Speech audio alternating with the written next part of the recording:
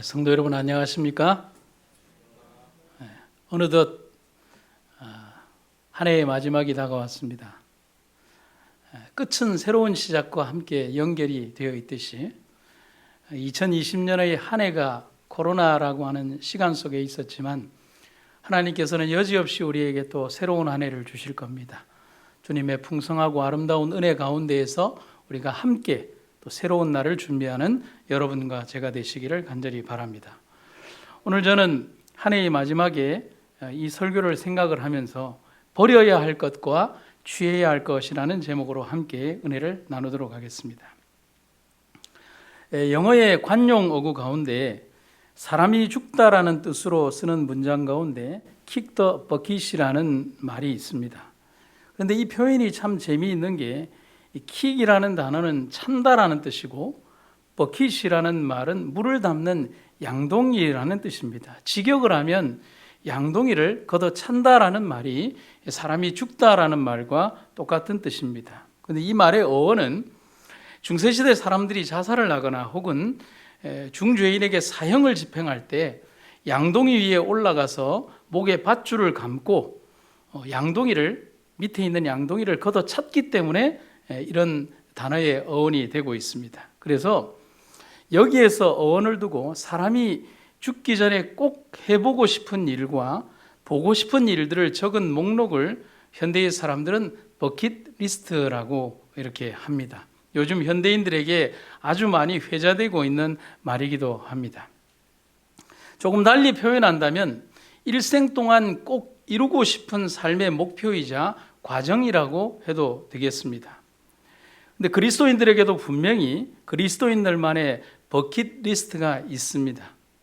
그리스도인의 참된 버킷리스트는 영국 정치인이자 또 퀘이커 교도인 윌리엄 펜의 글에서 우리가 그것을 알 수가 있습니다. 같이 한번 읽어볼까요? 시작. 그리스도를 닮는 것이 그리스도인이 되는 길이다. 공감이 되십니까?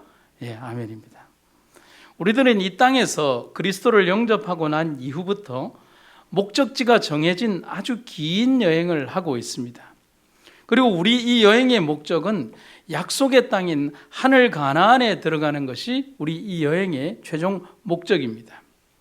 하지만 우리가 가는 이 여정은 그냥 좋은 차를 타고 고속도로를 엄청난 속도로 질주해서 빨리 가는 여정이 아닙니다.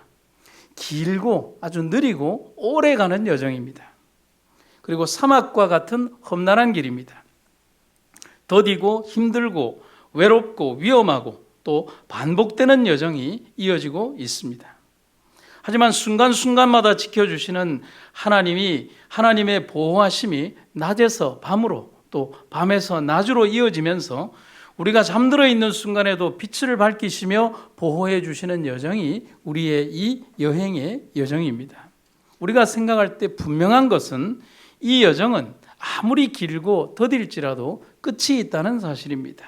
하지만 우리는 앞으로 얼마나 많은 시간을 이 길 위에서 시간을 보내야 할지 우리는 아무도 모릅니다. 하지만 하나님이 약속하신 이 약속의 땅 한 곳만을 바라보면서 흔들림 없는 전진을 계속하는 여러분과 제가 되기를 간절히 바랍니다. 증언의 말씀을 하나 보겠습니다. 그리스도인의 생애는 하나의 싸움이며 진군이다. 우리 함께 전진하자. 왜냐하면 우리는 불멸의 면류관을 위하여 싸우고 있기 때문이다. 더욱 힘써 우리의 부르심과 택하심을 굳게 하자. 만일 우리가 선을 행하다가 피곤해지지 않는다면 마침내 승리를 거둘 것이다. 아멘. 오늘 우리는 어느덧 한 해의 마지막 시간에 서 있습니다. 희망차게 시작한 2020년의 새해는 어느 날 갑자기 다가온 전염병 앞에 엄청난 도전에 직면하게 되었습니다. 종교계뿐만이 아니라 경제, 문화, 세상의 모든 사람들이 이러한 도전에 직면하고 또 그렇게 살아오는 시간을 보냈습니다. 2월 달의 달력이 갑자기 12월로 뛰어가 버린 듯한 그런 혼돈 속에 살게 되었습니다. 하지만 분명한 것은 이제 그날이 더욱 가까이 이르렀다는 사실. 하나님께서 이 세상을 심판하고 이 땅에 오실 시간이 더욱 가까이 이르렀다는 사실을 우리들에게 방증하고 있는 사건이 바로 지금의 사건이라고 할 수 있겠습니다. 그리고 우리에게 새롭게 주어질 한 해의 여정 앞에서 우리의 여행의 진보다리를 한번 점검해 보는 시간이 되기를 간절히 바랍니다. 그리고 우리가 가는 이 여행의 긴 여정의 진보다리 가운데서 아직까지 버리지 못한 것이 있다면 과감하게 버리고, 그리고 주저하면서 준비하지 못한 것이 있다면 준비하고 떠나는 그런 여행의 첫걸음이 되기를 간절히 바랍니다. 먼저 버려야 할 것이 무엇인가를 한번 생각해 보도록 하겠습니다. 서양의 한 기자가 이런 글을 게재한 것을 보았습니다. 건강을 위해 버려야 할 것, 낡고 오래된 것, 그리고 오래 가는 것. 그러면서 미국의 건강 잡지인 헬스에서는 건강을 위해서 꼭 버려야 되는 몇 가지 물품을 다음과 같이 정리를 했습니다. 오래된 플라스틱 용기, 솔이 뭉그러진 칫솔, 오래 신은 운동화, 오래된 화장품, 오래 사용한 스펀지. 여기 나열된 제품들의 공통점은 사람들이 생각 없이 오래 사용하는 제품들이라는 것이고, 또한 오래 사용하면 사용할수록 사람들의 몸에 좋지 않은 영향을 준다는 공통점이 있는 제품들입니다. 여러분, 제품만 그럴까요? 신앙도 마찬가지라는 사실입니다. 오래된 것, 낡은 것, 고집스러운 것, 탐내는 것, 집착하는 것, 그런 모든 것들을 성경은 우리에게 버리라고 얘기를 합니다. 그래서 바울은 이렇게 권면을 합니다. 너희는 유혹의 욕심을 따라 썩어져가는 구습을 쫓는 옛사람을 벗어버리라. 우리의 내면을 지배하는 원리도 이것과 별반 다르지 않습니다. 사람들은 그리스도를 믿고 새 사람이 되어야 하고 또 되었다라고 자신 있게 말은 합니다. 하지만 실제 우리의 삶은 새 사람으로 살고 있습니까? 아니면 여전히 옛사람에 머물고 있습니까? 그러면 성경이 말하는 새로운 사람은 어떤 사람일까? 또 분명한 답이 바울의 글에 등장을 하고 있습니다. 내가 그리스도와 함께 십자가에 못 박혔나니, 이 부분을 쉬운 성경에서는 나는 그리스도와 함께 십자가에 죽었습니다 라고 표현하고 있습니다. 그런즉 이제는 내가 산 것이 아니요 오직 내 안에 그리스도께서 사신 것이라. 이제 내가 육체 가운데 사는 것은 나를 사랑하사 나를 위하여 자기 몸을 버리신 하나님의 아들을 믿는 믿음 안에서 사는 것이라. 아멘.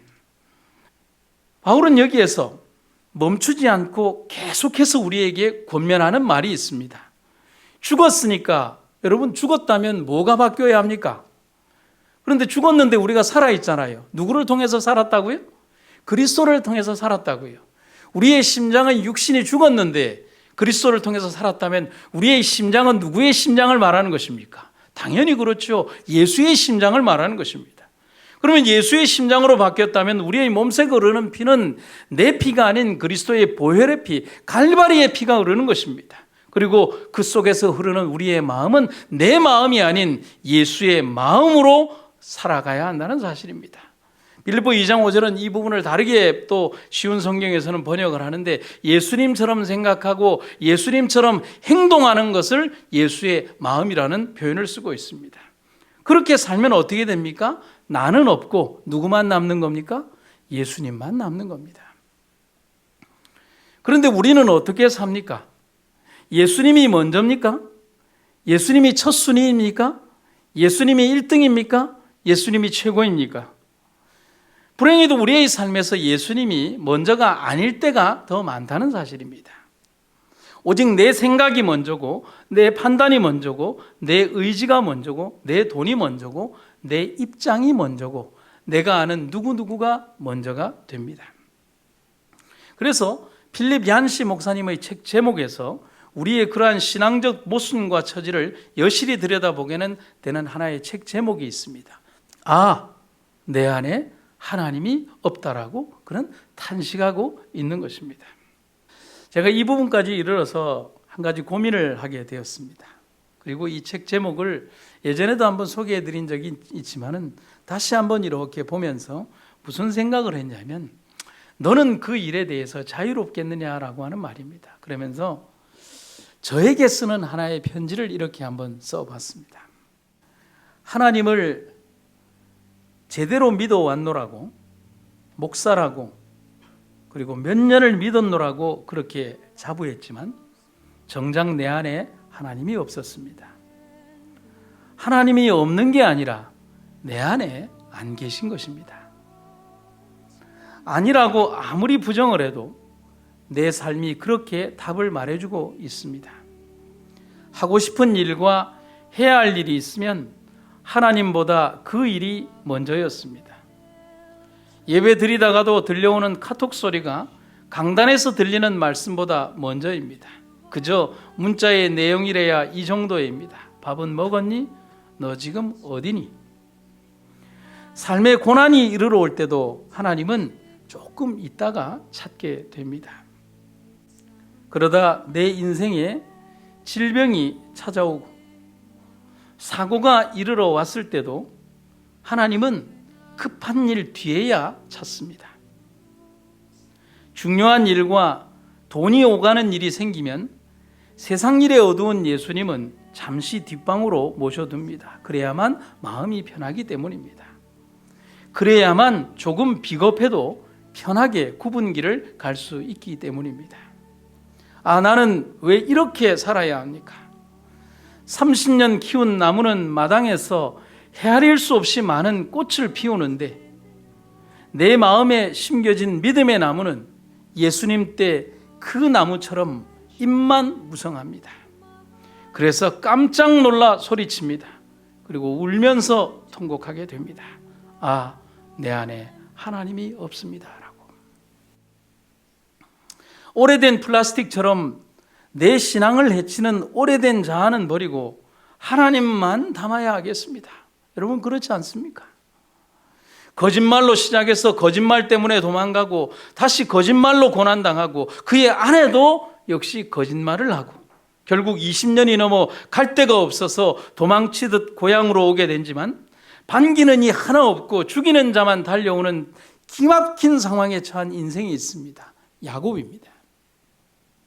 그의 이름의 뜻처럼 그는 태어나면서부터 욕심과 탐욕에 사로잡혀 있었습니다. 그래서 그의 이름의 뜻처럼 형의 발꿈치를 잡고 경쟁하듯 태어났고 그렇게 살아온 사람입니다. 그렇게 붙여진 이름이 야콥, 그 이름의 뜻은 아카브, 발꿈치를 잡는다라는 뜻입니다. 그런데 이 아카브라는 단어의 뜻이 회방하다, 비방하다, 쏙이다라는 의미를 담고 있습니다. 여러분 지나온 생애에 야곱이 살아왔던 생애의 모든 것들이 바로 그의 이름 속에 다 등장을 하고 있습니다. 그런데 이제부터는 그래서는 안 됩니다. 바꾸고 버려야만 합니다. 그 전에 야곱은 가장 먼저 자신이 지난 세월 동안 그토록 목숨 걸고 지키려 했던 모든 탐욕을 먼저 버려야만 했습니다. 그래서 그는 형을 만나러 가기 전에 재산을 나누어서 형의 예물로 다 보내버립니다. 그리고 빈털터리 빈 마음으로 야복강에 혼자 갑니다. 그리고 거기에서 하나님을 만나려고 합니다. 그리고 거기에서 그렇게 빈 마음으로 하나님을 만나는 것입니다. 그리고 세겜에서 돌아오면서 아직도 가족 안에 있던 우상을 버리게 했습니다. 그 우상 중에는 아내가 아버지를 속이고 가져온 우상인 누라빔도 있었습니다. 그리고 그는 야복의 경험과 베델의 제단을 그제서야 완성하게 됩니다. 그래서 어떤 분이 이런 얘기를 합니다. 버리지 않으면 뭐 할 수 없다고요? 얻을 수 없다는 그런 말을 하고 있는 것입니다. 사랑하는 성도 여러분, 우리는 너무나 많은 것들을 소유하고 너무나 많은 것들에 탐욕하고 너무나 많은 것들로 그리스도의 영광과 주님의 임재를 가리우면서도 내가 잘 믿고 있는 것처럼 착각하며 살아올 때가 너무나 많았던 세월을 회개해야 하지 않겠습니까? 여러분 제가 오늘 이런 글을 좀 2개나 쓰게 됐는데 시를 하나 좀 썼습니다. 새벽에. 제목이 뭐냐면 여행 가십니까? 라는 제목의 한 시를 써봤습니다. 같이 여러분과 함께 나누도록 하겠습니다. 여행 가십니까? 그러면 짐을 어떻게 해야 할까요? 아무리 좋은 제품이어도 냉장고는 못 가져갑니다. 간편히 짊어질 배낭이 전부여야 합니다. 아무리 비싼 땅이라도 못 들고 갑니다.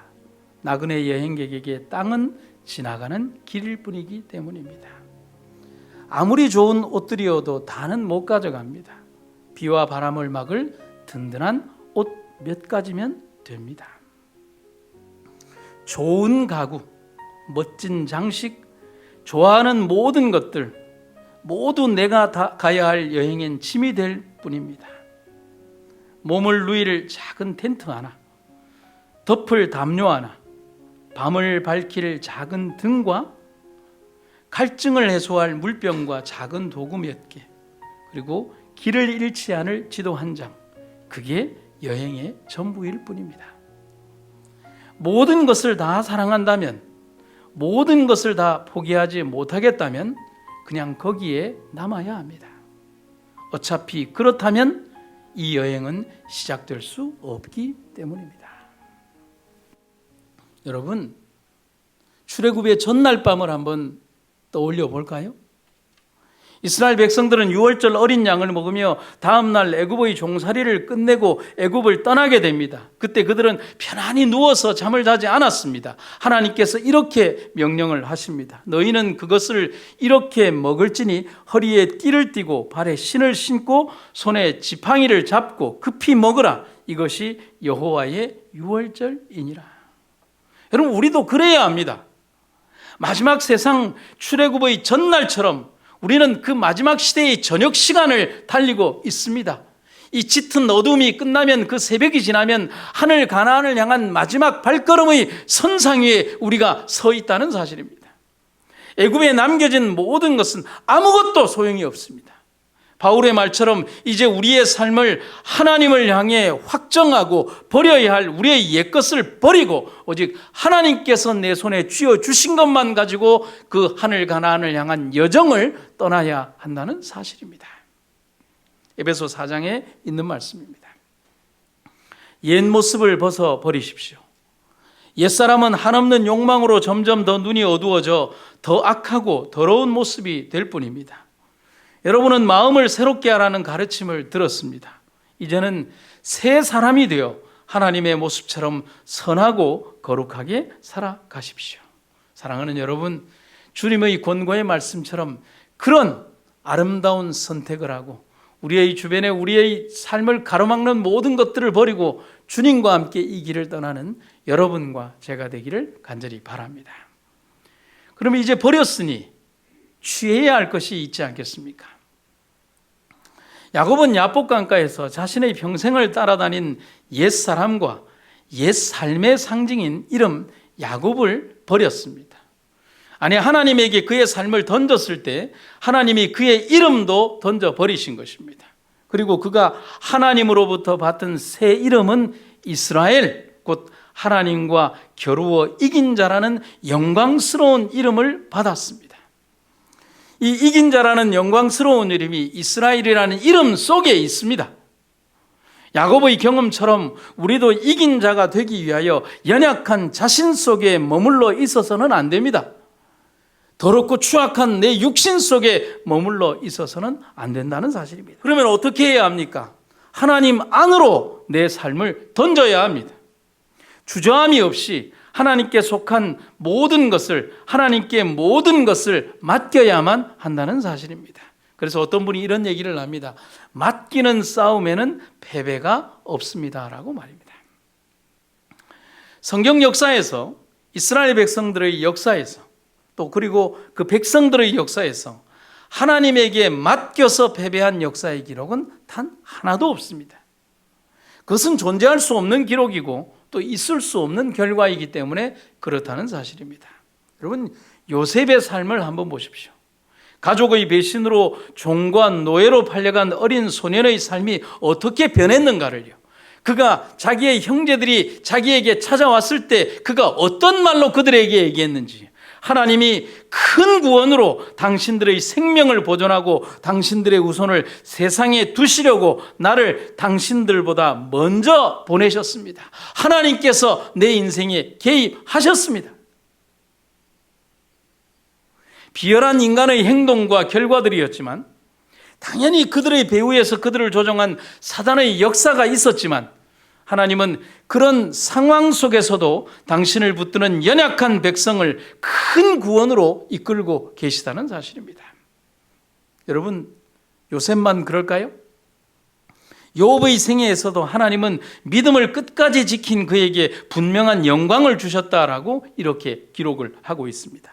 형제들아, 주의 이름으로 만한 선지자들로 고난과 오래 참음의 본을 삼으라. 보라, 인내하는 자를 우리가 복되다 하나니 너희가 욥의 인내를 들었고 주께서 주신 결말을 보았거니와 주는 가장 자비하시고 긍휼히 여기는 자신이라. 마지막 시대를 살아가는 우리들에게 바울은 이미 2000년 전에 우리가 살아가야 할 마음의 자세를 간곡히 기록해 놓았습니다. 그것은 우리가 오늘 결코 잊지 않아야 하고 이 긴 여행의 길에서 꼭 가지고 가야 할 마음의 자세가 무엇인지를 분명히 기록을 해 놓았습니다. 바울의 글입니다.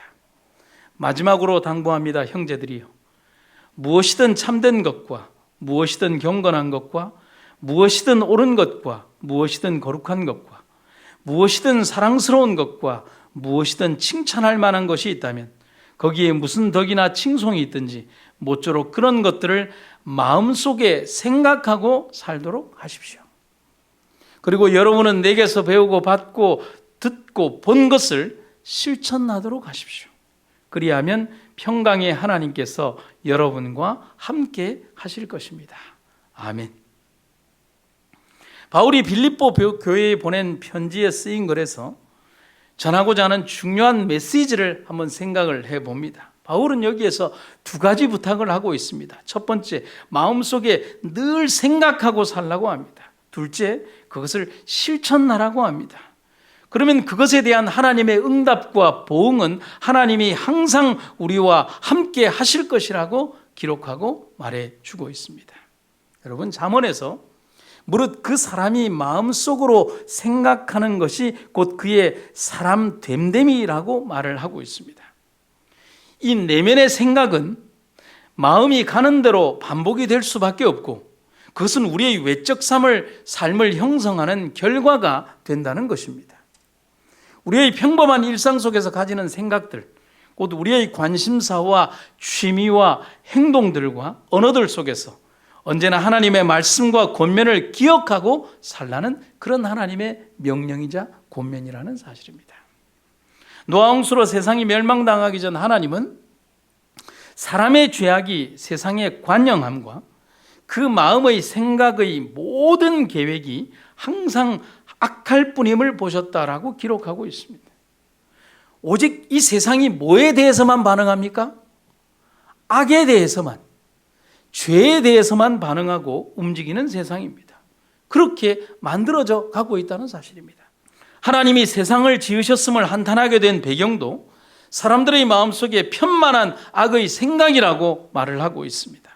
이제는 그것을 버리고 하나님에 대한 생각으로 가득 채워야 합니다. 또한 바울은 그것을 실천하는 삶을 살아야 한다고 말합니다. 그래서 야고보 선지자는 우리에게 이렇게 권면하고 있습니다. 이와 같이 행함이 없는 믿음은 그 자체가 죽은 것이라. 혹이 가로되 너는 믿음이 있고 나는 행함이 있으니 행함이 없는 네 믿음을 내게 보이라. 나는 행함으로 내 믿음을 너에게 보이리라. 아멘. 너무도 강력하게 죽은 믿음의 정의를 뭐라고 얘기를 하냐면 행함이 없는이라고 규정하고 있습니다. 여러분, 오늘 우리의 삶에 하나님의 문자로 된 말씀이 우리의 삶에 들어와 그대로 실천하고 사람들에게 보여지는 정말 살아있는 하나님의 말씀의 삶을 실천하고 살아가는 여러분과 제가 되기를 간절히 바랍니다. 여러분, 우리가 고등학교 때 한 권씩 다 가지고 있을 법한, 지금도 가지고 있겠지만 웹스터 사전으로 유명한 다니엘 웹스터가 세운 미국의 명문 학교가 있습니다. 에머스트 컬리지라고 하는 학교가 있는데 거기 학교를 세우는데 가장 큰 공헌을 한 사람 중에 조지 해리스라고 하는 박사님이 총장으로 취임했을 때의 일입니다. 그가 취임사를 하기 위해서 전교생이 모인 강단에 섰습니다. 그리고는 준비한 연설을 조금 하다가 갑자기 원고를 내려놓고 미소를 지으며 말했습니다. 그 말은 원고대로 그가 이제는 읽지 않겠다는 것이죠.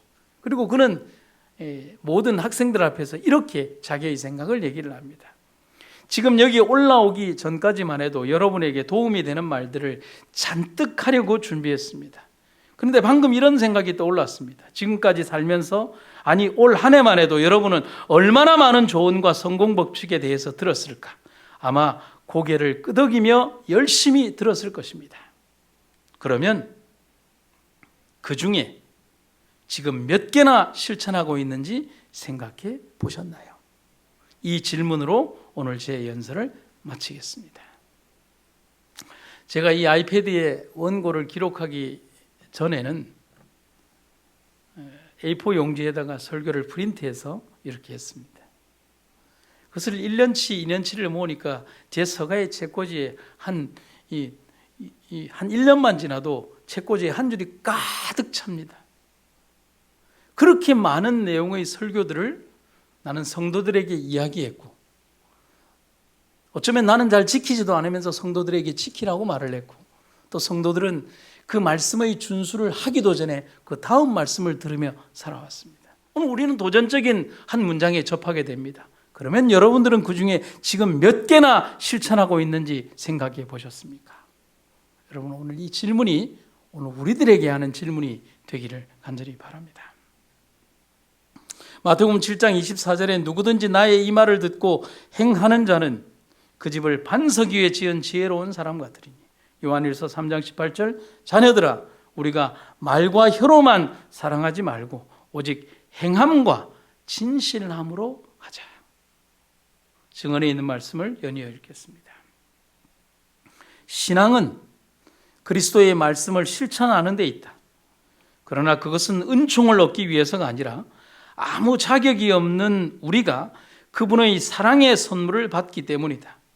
그리스도께서는 인류 구원의 근거를 단순한 신앙 고백이 아니라 의로운 행동을 통해 나타나는 믿음에 두신다. 단순히 말만 하지 않고 행동하는 것이 그리스도를 따르는 자들에게 기대되고 있다. 품성은 행동을 통하여 형성된다. 사랑하는 여러분, 오늘 우리들에게 주어진 삶의 시간들 속에서 하나님의 귀하고 아름다운 말씀의 원칙들을 실천하고 또 그 말씀의 살아있는 정신들이 우리의 삶 속에서 그대로 드러나는 여러분과 제가 되기를 간절히 바랍니다. 아주 오래전 아테네의 한 극장에서 국경일을 기념하는 연극이 공연되고 있었습니다. 한 노인이 조금 늦게 극장 안으로 들어왔는데 초만원인지라 앉을 자리가 없었습니다. 그때 두리번거리고 서 있는 이 노인을 본 아테네 사람들이 저 노인에게 자리를 양보하라고 여기저기서 소리치고 수군거렸습니다. 그러나 그렇게 말은 하면서도 누구 한 사람 자기 자리를 양보하는 사람은 없었습니다. 노인은 천천히 아테네 사람들이 있는 좌석으로부터 외국인이라고 취급받던 스파르타 사람들이 있는 쪽으로 그렇게 옮겨갔습니다. 그러자 스파르타 사람들은 모두 다 벌떡 일어나서 서로 자리를 내주면서 여기에 앉으시라고 얘기를 했습니다. 이 광경을 본 모든 사람들이 박수를 쳤습니다. 그때 노인이 거기에 모인 모든 청중에 있는 사람들에게 소리 높여 이렇게 얘기를 했다고 합니다. 아테네 사람도 선이 무엇인지는 알고 있습니다. 그러나 스파르타 사람은 그 선을 즉시 행동으로 옮기는 사람입니다. 오늘을 사는 그리스도인들에게 말하는 분명한 메시지이기도 하다는 사실인 것입니다. 우리에게 주어진 성경의 말씀, 수만 페이지에 달하는 예언의 신의 말씀들이 우리에게 있으면 뭐합니까? 하나님의 거룩한 법궤의 말씀을 가지고도 타락과 우상숭배에 젖어들었던 이스라엘 백성들의 그 과거의 전철들처럼 하나님의 거룩한 말씀들이 나의 삶을 변화시키고 우리의 백성들의 삶에 실천하며 진정한 사랑의 법도를 우리들이 전하지 못한다면 우리는 그것을 소유할 뿐, 그리고 그것을 알 뿐 실천하지 않는 백성들이 되고 있다는 사실인 것입니다. 빌립보 교회에 보낸 바울의 편지에서 그렇게 실천하며 살아간 백성들에게 주어진 축복은 하나님의 동행이었습니다. 그제서야 동행하시는 것이 아닙니다. 이미 동행하셨는데, 그리고 동행하시는데 우리의 어두운 눈이 보이지 않았을 뿐인 것입니다. 믿음으로 살고 살아가며 생각하고 사고하며 살아갈 때 하나님의 동행이 우리 눈에 어떻게 안 보이겠습니까? 한 해가 이렇게 마감되고 있습니다. 그리고 새로운 한 해의 시작이 저만큼 다가오고 있습니다. 우리 삶에서 우리는 아직도 여전히 버리지 못한 옛사람의 흔적을 가지고 살아가지는 않습니까?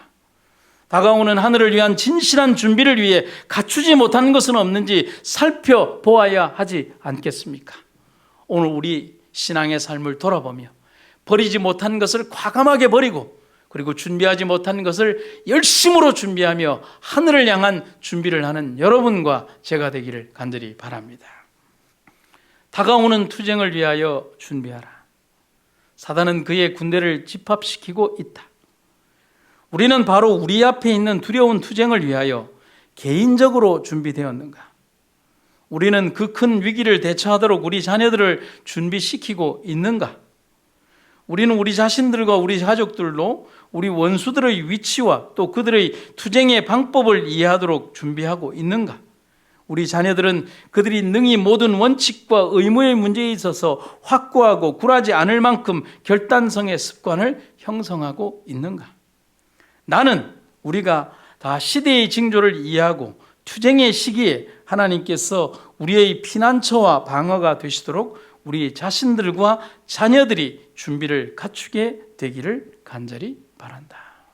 사랑하는 여러분, 마지막 시대의 선지자의 기별을 통해 우리에게 주신 권면과 호세의 말씀처럼 끊임없이 준비해서 하늘을 향한 여정에서 우리의 삶의 준비가 소홀히 되지 않기를 간절히 바랍니다. 한 분의 이야기를 여러분에게 들려드리도록 하겠습니다. 1982년 미국 뉴욕의 브롱크스에서 엘리자베스 머레이라고 하는 한 여자아이가 태어났습니다. 하지만 세상 모든 아이의 탄생이 축복이 되겠지만 이 아이는 축복받은 탄생을 한 게 아니었습니다. 아기의 어머니와 아버지는 모두 마약 중독자였기 때문입니다. 이렇게 태어난 머레이의 어린 시절을 간단하게 묘사하는 세 단어가 있습니다. 배고픔, 사회복지수당, 그리고 마약. 태어나면서부터 아이는 부모가 사용한 주사기가, 이 마약을 주사한 주사기가 어지럽게 널려있는 부엌을 보면서 그 속에서 자랐고 주사기에서 흘러내린 피가 항상 여기저기 묻어있는 그런 환경에서 성장을 하고 자랐습니다. 마약 중독자였던 아빠는 길거리 노숙자로 이미 집을 나갔습니다. 집에 있는 머레이의 엄마 역시 다르지 않았습니다. 머레이의 엄마는 마약을 사기 위해서 모든 것을 팔았습니다. 나중에는 집안에 더 이상 팔아치울 물건이 없게 되자 머레이의 동생 스웨터도 들고 나가서 팔았습니다. 그렇게 그들은 집이 없는 처지가 되어버렸습니다. 그렇게 9살 때부터 머레이는 식품전에 물건을 나르고 주유소에서 기름을 넣어주고 아주 작은 돈을 벌었습니다. 9살 어린아이가 벌어 들어오는 작은 돈이 그 집의 유일한 소득이 되었습니다. 물론 그것도 엄마의 마약값으로 사용이 되었습니다. 겨우 10살이 된 머레이에게 엄마가 이렇게 말을 했습니다. 머레이, 내가 에이즈에 걸렸단다. 그리고 5년 뒤 1996년 엄마는 에이즈로 세상을 떠났고 머레이와 동생은 세상에 그렇게 남겨졌습니다. 그때 아이는 결심했습니다. 엄마처럼 살진 않겠어. 그리고 이 조그만 아이는 한 곳을 찾아갑니다. 머레이가 찾아간 곳은 학교였습니다.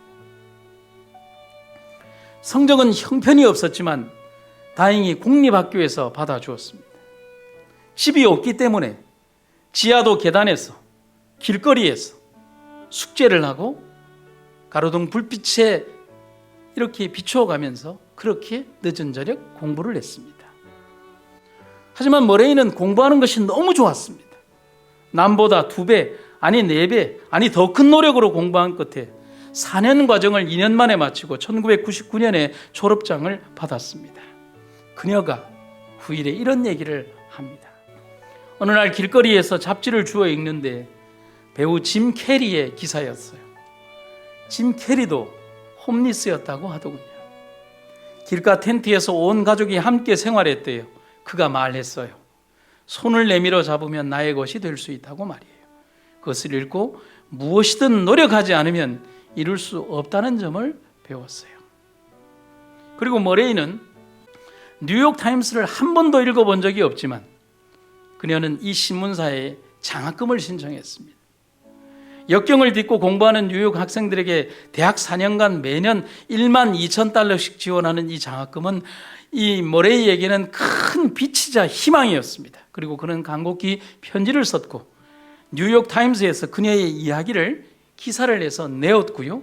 그 이야기를 읽은 독자들이 1만 2천 달러가 아니라 20만 달러를 그녀를 위해서 모금을 해줬습니다. 그녀는 더욱더 노력을 해서 대학문을 두드렸습니다. 그 대학이 하버드 대학이었습니다. 그녀가 또 이렇게 얘기를 합니다. 고등학교 시절 하버드를 방문해 캠퍼스를 둘러보았어요. 내가 진심으로 원한다면 이것이 왜 내 것이 될 수 없겠나? 여기 있는 사람들이 나와 무엇이 다른가라고 속으로 다짐했어요. 그리고 나는 하버드 대학 합격 통지서를 받았습니다. 그녀가 후일 이 시간을 되돌이키면서 이런 간증을 했다고 합니다. 내게 있었던 어제의 고난은 오늘의 나를 있게 한 자양분이 되었습니다 라고 말입니다. 여러분, 하나님의 인생을 바꾼 그 동기, 그녀가 자신의 삶에 포기하지 않고 주변의 환경과 여건에 굴하지 않고 자신의 삶을 끝없이 다듬고 노력해서 일구어낸 아름다운 결말. 왜 우리는 영원한 생명을 위하여 이 소녀의 삶처럼 노력하지 않을까요? 사랑하는 성도 여러분, 우리는 고난에 익숙하지 않습니다. 솔직히 말하면 고난을 원하지 않습니다. 하지만 예수님은 분명히 말씀하십니다. 자기 십자가를 지고 나를 따르지 않는 사람은 내 제자가 될 자격이 없다고 말합니다. 여러분, 십자가는 고난이자 눈물이고 아픔이며 죽음입니다. 하지만 그 눈물 넘어 하나님의 영광이 있음을 우리는 잊어서는 안 됩니다. 현재 주어진 삶이 아무리 눈물나게 하더라도 하나님이 주신 꿈과 사랑을 가슴에 담고 우리 이 길을 걸어가야 하겠습니다. 내 인생의 가방을 한번 점검해 봅니다. 그리고 그토록 집착하며 담아두었던 나의 탐심과 교만의 덩어리들을 한번 던져보려고 합니다. 그리고 비워진 그 가방에 하나님 아버지를 향한 진실한 마음만 담아보려고 합니다. 어렵겠지요. 힘들겠지요. 갖은 이유와 변명이 저에게 합리적으로 다가오겠지요. 하지만 지금 그러지 않으면 미루어진 내일에는 절대로 그걸 버릴 수 없음을 나는 왜 아직 모르며 살았을까요? 사랑하는 성도 여러분, 출발 준비합시다. 그리고 분명히 목적지에 도달합시다.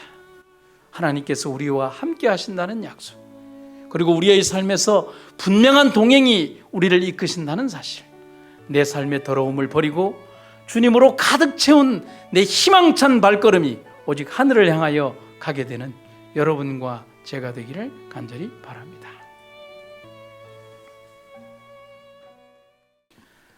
사랑의 아버지 하나님, 한 해가 마무리되고 있습니다. 오늘 우리의 삶에 연약했던 우리의 모든 것들을 하나님 인도하시고 또 오늘의 우리를 이끌어 주신 주의 은혜를 인하여 감사드립니다. 진실한 하나님의 사랑과 은혜가 함께하는 귀한 하루가 되게 하여 주시고 또한 이 한 해를 잘 마무리하는 한 주가 되게 하여 주시옵소서. 사단이 우리에게 아무리 거센 공격을 한다 할지라도 주님의 놀랍고 아름다운 은혜가 함께한다면 우리는 승리하며 나아갈 수 있을 것입니다. 주님이여, 오늘 우리를 이끌어 주시는 하나님의 놀랍고 아름다운 은혜 가운데에서 이 하루를 지내게 하시며 주의 놀라운 은혜가 각 곳 각처에서 함께 예배하는 주의 백성들을 인도하여 주시옵소서. 예수님 이름으로 기도드립니다.